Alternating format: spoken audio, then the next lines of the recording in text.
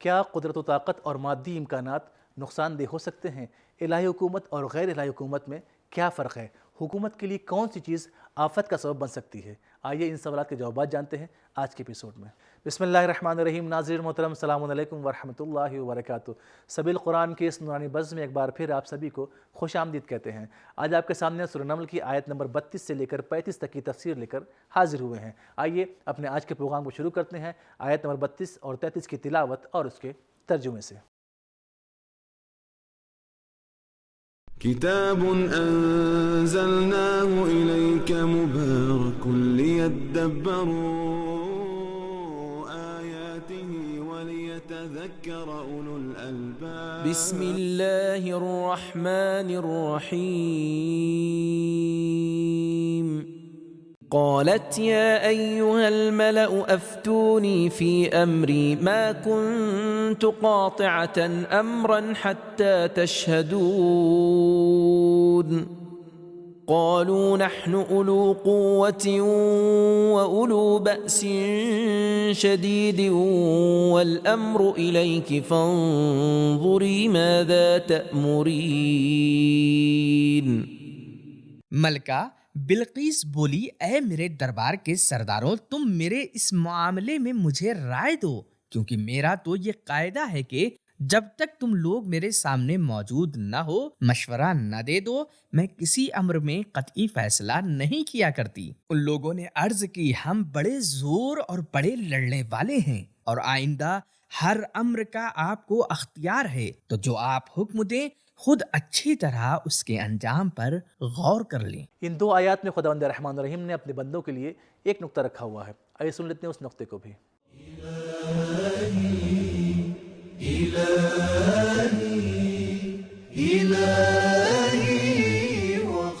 فتویٰ اور فتح ایک ہی مادے سے ہیں۔ شاب ہر جوان کو کہا جاتا ہے، لیکن فتح اس جوان کو کہا جاتا ہے جو بہادر، عقل مند اور با تدبیر اور طاقتور ہو۔ فتویٰ عقل مندانہ اور مکمل و پختہ بات کو کہا جاتا ہے۔ ان دو آیات کے نقطے کو جان لینے کے بعد آئیے پیغامات کو بھی جان لیتے ہیں۔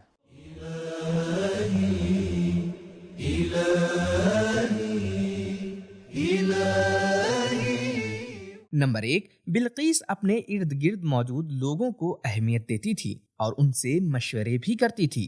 نمبر 2، کبھی کبھی قدرت و طاقت اور امکانات حق کو قبول کرنے میں رکاوٹ بنتے ہیں۔ قدرت اور منصب نے بلقیس کے مشاوروں کو مغرور بنا دیا تھا۔ نمبر 3، حکومتی مسائل میں قطعی فیصلہ ایک انسان کا ہونا چاہیے۔ والامر الیک، سبھی اپنی رائے دے سکتے ہیں مگر فیصلہ لینے کا حق صرف ایک کو ہے۔ نمبر 4، بلقیس اپنے زمانے کی فوج کی کمانڈر تھی۔ آئیے اب سنتے ہیں سورہ نمل کی آیت نمبر 34 کی تلاوت اور اس کے ترجمے کو۔ بسم اللہ الرحمن الرحیم قالت ان الملوك اذا دخلوا قرية افسدوها وجعلوا اعزة اهلها اذلة وكذلك يفعلون۔ ملکہ نے کہا، بادشاہوں کا قاعدہ ہے کہ جب کسی بستی میں بزور فتح داخل ہوتے ہیں تو اس کو اجاڑ دیتے ہیں اور وہاں کے مغرور لوگوں کو ذلیل و رسوا کر دیتے ہیں، اور یہ لوگ بھی ایسا ہی کریں گے۔ اس آیت میں خداوند رحمان الرحیم نے اپنے بندوں کے لیے کچھ پیغامات رکھے ہیں۔ آئیے سن لیتے ہیں ان پیغامات کو بھی۔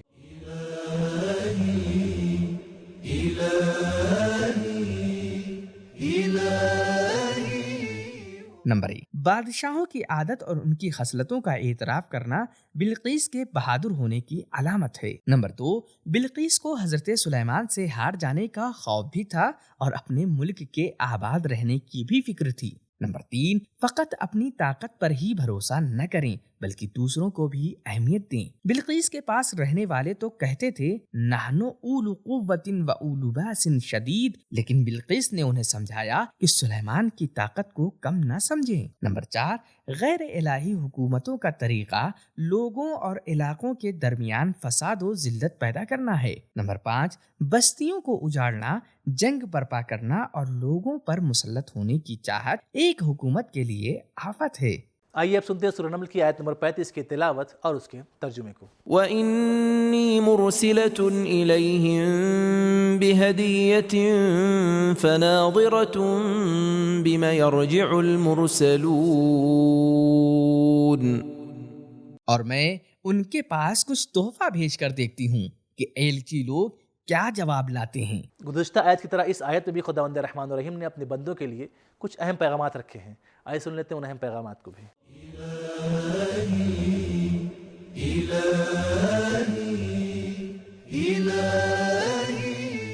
نمبر 1، اگر کسی کام کے انجام دینے کا مقصد مادی ہو تو مادیات کے مل جانے پر ختم ہو جاتا ہے۔ بادشاہوں کی عادت ہے کہ ہدیے کے سامنے وہ بہک جاتے ہیں۔ نمبر 2، ہدیہ کبھی کبھی رشوت یا خاموش رہنے کی قیمت ہوتا ہے۔ نمبر 3، دشمن بھی ہمیں ہدیہ بھیج کر ہمارا امتحان لیتا ہے۔ تو ناظرین، ہم نے جانا کہ کبھی کبھی قدرت و طاقت اور مادی امکانات حق کو قبول کرنے میں رکاوٹ بن جاتی ہے، اور الہی حکومت وہ ہوتی ہے جو لوگوں کے درمیان فساد نہیں برپا کرتی، لیکن غیر الہی حکومت وہ ہوتی ہے جو لوگوں کے درمیان فساد بھی برپا کرتی ہے اور ان کو ذلیل بھی کرتی ہے۔ جنگ برپا کرنا، بستیوں کو اجاڑنا اور لوگوں پر حکومت کی آرزو کرنا، یہ حکومت کے لیے آفت کا سبب بن جاتی ہے۔